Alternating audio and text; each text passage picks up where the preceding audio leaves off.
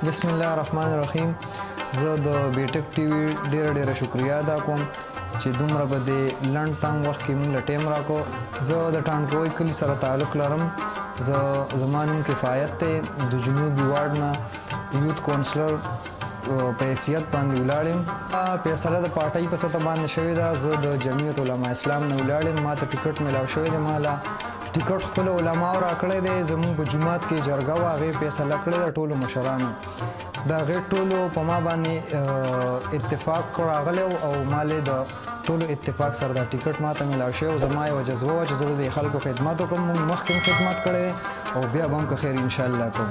انشاءالله موږ به ګټو. خلکو ته ښه پته ده چې دا کوم بحران روان دی د عمران خان چې کوم د حکومت دی، دا په خلکو باندې یو عذاب دی او د دې نه خلک اوس تنګ دی ډېر زیاته.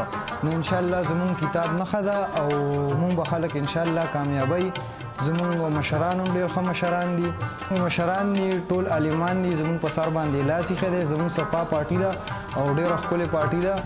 نو د دې په وجه باندې مونږ هم یو نوره جذبه راکې هم را پیدا شوه چې د خلکو خدمت وکړو. که د خلکو مونږ سره امداد وکړو نو انشاءالله د دې نه پس به هم خدمت کوو.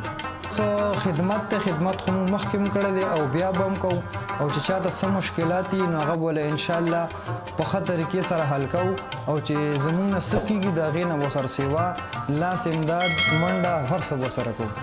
پیغام خدا لرو چې په 19 دسمبر باندې کوم الیکشن را روان دی. زموږ خدا یو میسج دی چې د ټولو عوامو ته دا اپیل دی چې دا په 19 دسمبر باندې کوم الیکشن دی دا ښه په پرامن طریقې سره وکړئ او جنگ جګړو ته هم ضرورت نشته. دا یو ورورولي ده او چې په ښه طریقه سره وشي. او زموږ یو اپیل دی د ټولو ته چې مونږ کامیاب کړي. زموږ کتاب نښه ده نو انشاءالله بس د خدمت په جذبه باندې راوتو. خدمت به کوو، مخکې هم کړی دی، اوس به بیا هم کوو په خیر انشاءالله.